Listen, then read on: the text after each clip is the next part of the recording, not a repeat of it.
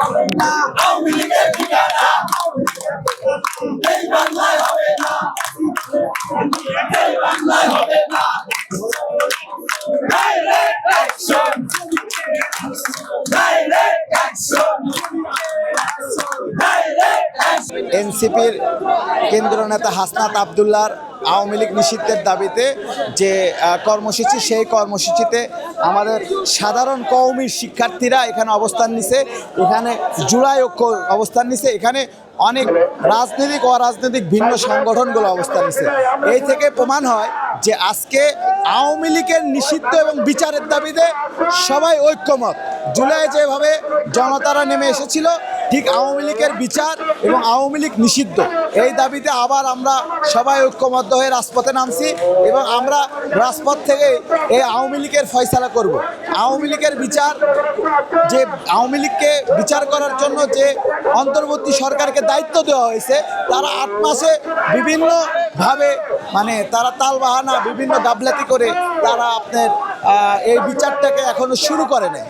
তো আমরা যে কোনো মূল্যে আমরা আমাদের রাজপথ থেকেই দাবি আদায় করে নিব। এক কথা হচ্ছে, আওয়ামী লীগের ঠিকানা এই বাংলাদেশে হবে না। চুপ্পুর ওয়ার্ডারে বাংলাদেশের জুলাইয়ের যে আন্দোলন, এই আন্দোলনে সেনাবাহিনী কোথাও না কোথাও সামান্য গুলি করছিল। আজকে চুপ্পু তার পদে বহাল।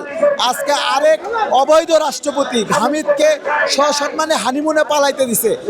এই সার্কাসগুলো আমরা আর মানায় নিতে চাচ্ছি না এবং আমাদের আইন উপদেষ্টা আসিফ নজরুলের কবিতা ভনিতা এগুলো আর আমরা শুনতে চাচ্ছি না। আজকে কওমি অঙ্গন জেগে এসেছে, আজকে বীর জনতা জেগে এসেছে। আজকে আমরা যে কোনো মূল্যে আমাদের দাবি আওয়ামী লীগের বিচার এবং আওয়ামী লীগকে নিষিদ্ধ করার জন্য আমরা আমাদের দাবি আদায় করে নেব।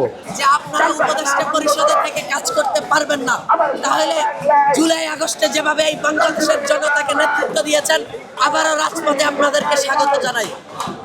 আপনারা উপদেষ্টা পরিষদে আছেন থেকে আমরা কোনো উল্লেখযোগ্য সেই ধরনের বড় কর্মসূচি ঘোষণা করিনি। আপনারা যদি আওয়ামী লীগ নিষিদ্ধে ভূমিকা রাখতে না পারেন, তাহলে জনতার কাতারে নেমে আসুন। আর যদি সেটা না করেন, এই জুলাই জনতা আপনাদেরকেও ক্ষমা করবে না ইনশাআল্লাহ।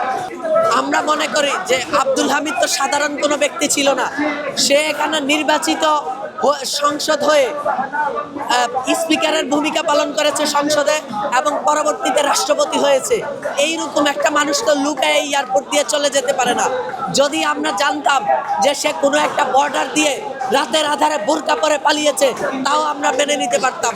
সে স্পষ্টত এই সরকারের ম্যান্ডেট নিয়ে, এই সরকারের সহযোগিতায় রাষ্ট্র ত্যাগ করার সুযোগ এই সরকার আসলে তাকে করে দিয়েছে। ফলে এই সরকারকে এটার জন্য অবশ্যই আমরা দায়ী করি।